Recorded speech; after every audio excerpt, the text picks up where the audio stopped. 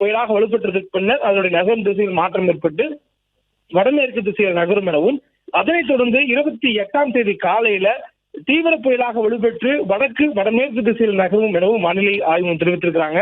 தொடர்ந்து வடக்கு வடமேற்கு திசையில் நகர்ந்து ஆந்திராவை நோக்கி இது மசிலிப்பட்டினத்துக்கும் கலிங்கப்பட்டினத்துக்கும் இடையே காக்கிநாடா அருகே இது இரவு அல்லது மாலை நேரத்துக்குள்ளாக, அதாவது 28ஆம் தேதி இரவு அல்லது மாலை நேரத்துக்குள்ளாக கரையை கடக்கும் எனவும், கரையை கடக்கும் நேரத்தில் காற்றுடைய அதிகபட்ச வேகம் 110 கிலோமீட்டர் வீசுவதற்கான வாய்ப்பும் இருப்பதாக சொல்லப்பட்டிருக்கிறது.